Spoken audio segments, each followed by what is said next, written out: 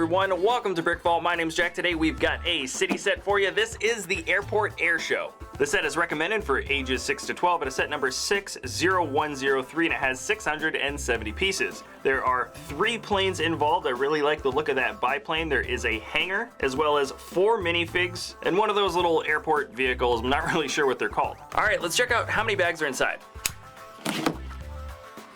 All right, so included in the box are 7 bags, or 8 bags actually altogether, not including this one that is unlabeled. That means that this build is probably gonna go pretty quickly because none of these bags are too big.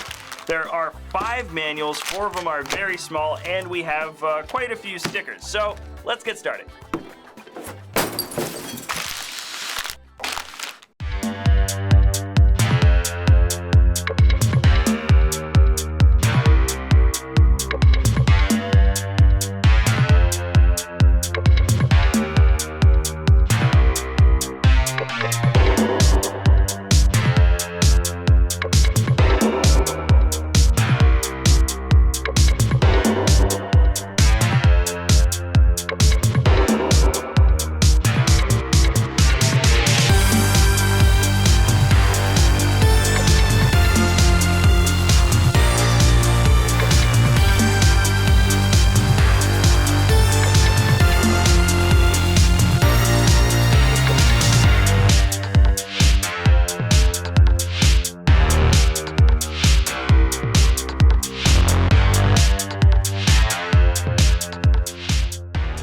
Alright, so the whole set is complete, and I gotta say with just under 700 pieces, we get a ton of stuff. There are 3 planes, a really big hangar, 5 minifigs, as well as a couple of smaller little accessories and vehicles. Really just a ton of stuff and not so many parts. But let's check out the highlights for me first, and that is these 2 show planes right here in the front. Really, they look like fighter planes, but they're painted up to be somewhat like maybe what the Blue Angels look like, or actually I think the Thunderbirds is a little bit more accurate. But let's check out this first one here. It kind of resembles what maybe an F-18 would look like. The most signature difference with this, as well as the other plane, is the very, very large cockpit piece in the front. The windshield is just massive, and that is so you can get the minifigure in and out very easily. The detailing is relatively simple, and I do like how that sticker matches up with the build on the side there with the little plane and the black and white stripes. A very subtle little bit of extra detailing, but I think it goes a long way to kind of match up this bit of color combination on the sides. The wings are relatively wide, as well as just the whole center part of the body. It's a very, very solid kind of chunky build, and that is so if you drop this thing, swooshing it around, which I'm sure a lot of kids will be doing, it's not going to be breaking into a bunch of big parts, and it'll be very easy to just kind of snap back together.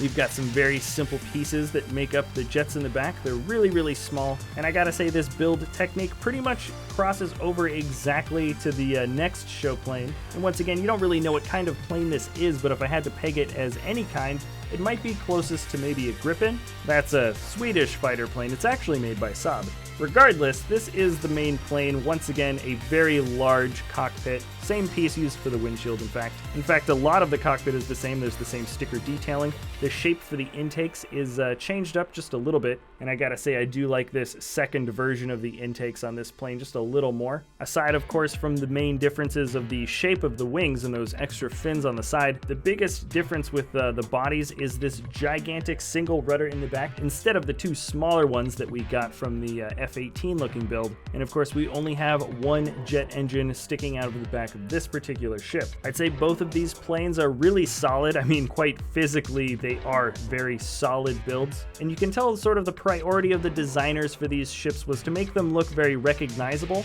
but they definitely chose the route of durability and playability over particular accuracies.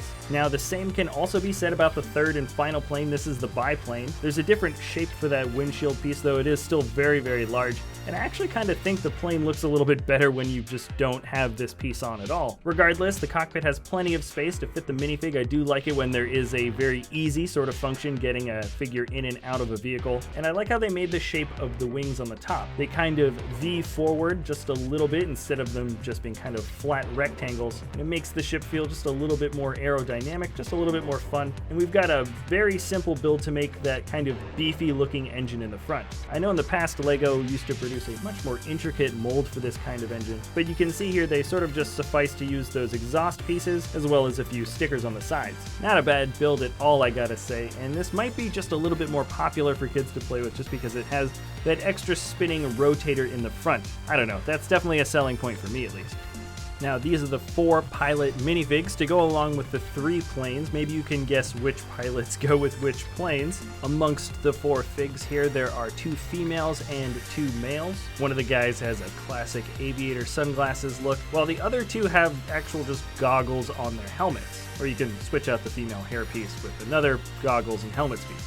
The fact that they have goggles on their minifigs gives me all the more reason to take the windshield off of that biplane altogether. I gotta say, I am a big fan of the flaming jumpsuits that are printed onto the biplane pilots, but the patriotic detailing for the other pilots also looks very good. I'm pretty happy with all of these guys, and of course we've got another fig. This is basically just a construction minifigure who was given some little directional cones or batons, and of course he's gonna be directing all the different traffic for these planes. Now this last guy is just a pretty regular Octan minifigure.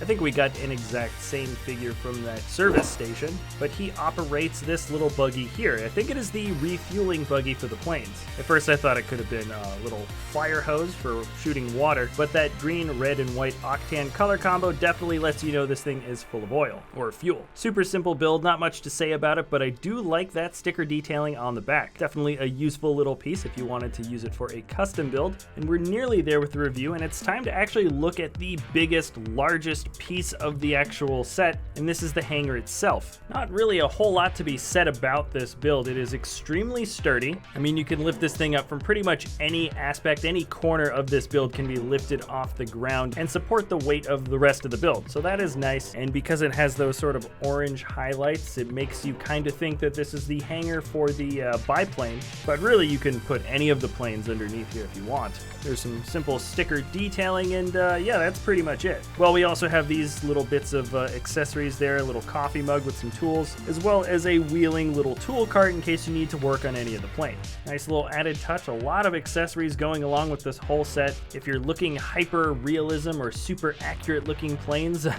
you're probably not going to find them here. This is definitely a playset at heart.